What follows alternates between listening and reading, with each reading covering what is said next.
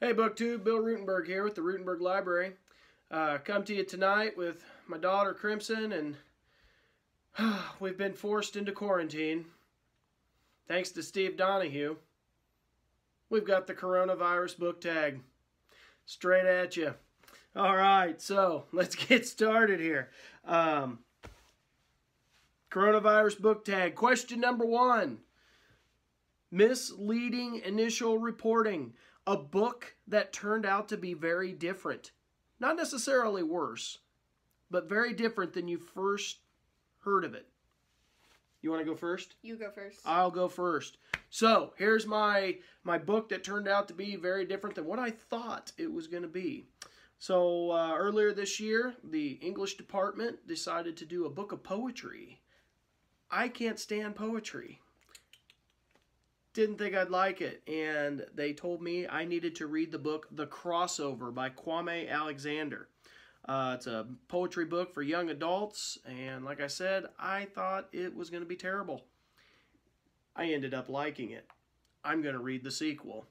But anyway, all about basketball, and it's all done through poetry, and actually it's a pretty good story. It's got a lot of deeper hidden meaning, and a lot of messages that are applicable to youth. And like I said, I'm going to read the sequel to it. What do you got?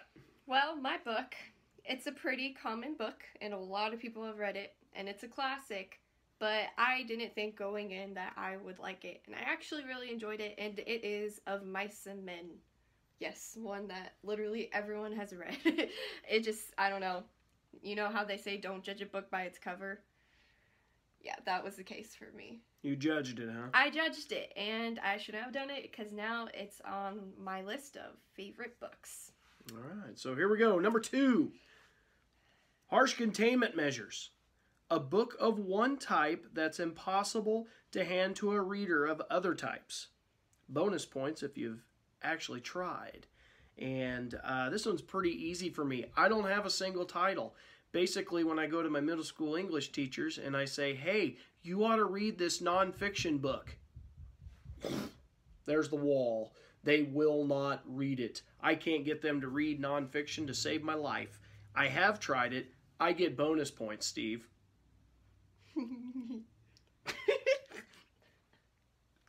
Your turn. Okay, so my book is called The Girls, and right now I'm looking up the author because I definitely forgot to do that. And right now I cannot find it, but it is a book about conjoined twins and their story from childhood to adulthood, and they face a lot of challenges, I'll just say, but it's really, really, really good. And you tried to get me to read it. yeah, I tried to get him to read it. Not happening. But it's good, and I don't understand why. So, yes. Oh, man. Excuse me. Question number 3. Corona. Too much corona. Dying before your eyes. All right. Number 3.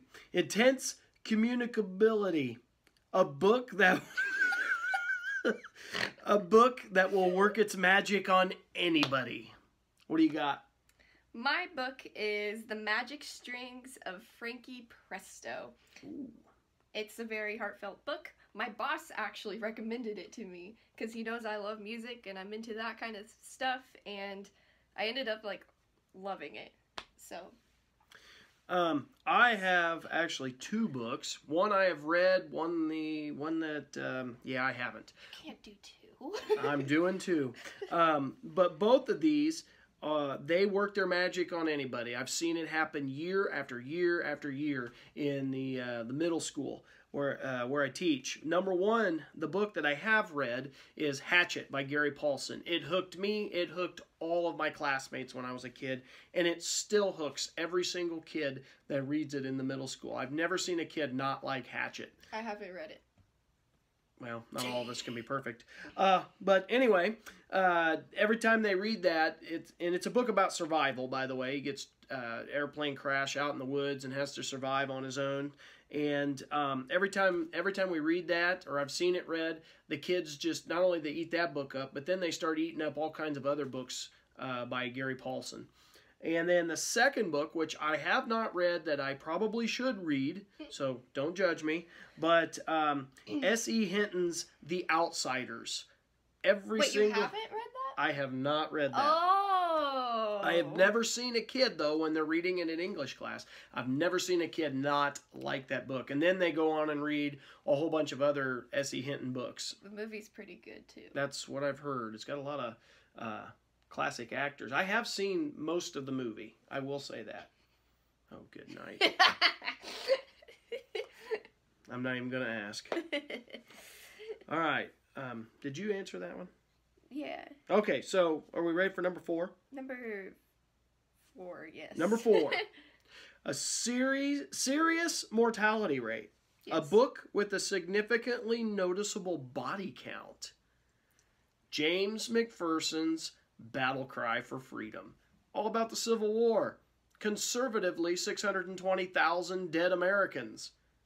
Liberally, 750,000 with recent studies. So, yeah, pretty high body count.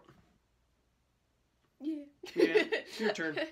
Mine is, I didn't look up statistically, like, any of that, but I put The Hunger Games. Ooh. I read that when I was in 4th or 5th grade, and yeah, they kill people. They kill people one after another in that book, especially when they get into the arena. All right. It's a good series. Question number 5: quarantine prep. 5 books or series you'd want with you under house confinement. Go. I said the Match series, which is far out of his realm of books that he likes to read. But I did read it. But he did read it. It's a lot of science fiction, teeny romance. But hey, I'm a teenager and I can enjoy that. And it was really good. And it's not stupid. Like, oh gosh, I have to be careful what I'm saying. Like, some books are just kind of teeny bopper books, or like they're really just dumb, but this was actually good. Actually, and I really enjoy books that go into different characters. So like each chapter was like a different person's speaking instead of just like the same person throughout the entire story. So I really liked that part of the book. Yeah. My turn? Yes, it's your turn. All right, so here we go. I went with, and if you've watched the channel before, you know one of my favorite nonfiction series is the Kent Family Chronicles from John Jakes. I would take that 8-volume set as one of my sets. I could read it over and over. Wagons West series. It was a series of Western books. I think there was 24 in the series, and they actually made a trilogy that was a prequel to all of those. They made a 10 or 12 part series after that, so you could actually take all of those. That would keep me entertained for quite a while. And then, because I am a nonfiction guy, it's not all fiction with this guy, nonfiction, I want the Oxford History of the United States series. I want them all. They're all great, great books that I would be willing to read more than once. Your turn. Oh, you already did it, didn't you? Number 6, Repeat Infection. A book that was even more effective on you the second time around. I'm going to go with Narrative of the Life of Frederick Douglass. That book, doesn't matter how many times I read it, it hits me every year. I read it every year with my middle school, and actually I read it twice because I have 2 sections of it, of 8th graders that I teach, and we read that every year, so I read it twice a year, and every year I catch something new in that book. And so it's not just the second time around, it's the 3rd, it's the 4th, it's the 5th, and so on. But there's always something that really gets me, and I tell you the best part of that whole book is when Frederick Douglass stands up to the slave breaker, Edward Covey, and just whoops him. Makes the hair on my arm stand up. It is awesome. Go ahead. Quit making fun of me. I'm not. I'm not. I had two for this one. One, the Bible, because okay, now you're making me feel like an idiot. No. Just like, you know. Mm-hmm. And then, sorry. And then the second one. Thanks a lot. No. And then the second one is To Kill a Mockingbird. I've read that a few times, and it's like one of my favorite books. I could reread that over and over and over. Okay. So, question number 7. Effective prevention. What are some of the ways you prevent bookish infection? So when you've read a couple of lousy books in a row and you want to turn it around. So what do you do when you get bad ones and you start to kind of get sick of reading? I think that's what it meant. How do you get back into the swing of things? For me, I pick up any of the following authors because I know they're good and I can read them over and over again. John Jakes, Michael Crichton, John Grisham. I pick them up and I start reading. I could read those books over and over. It's kind of like sitting on a Saturday afternoon with my dad and he's watching John Wayne Westerns. You can watch them over and over and over again. That's how I am with these books, and I love them every time I read them. Nice. It's your turn. So, when I'm stuck in a bookish infection, so if I'm just not finding books that are good, I go to others and ask what their suggestions are and what they would have me read, because instead of taking my own word for something, if that makes sense. Yeah, I'd ask others what they would suggest. Yeah.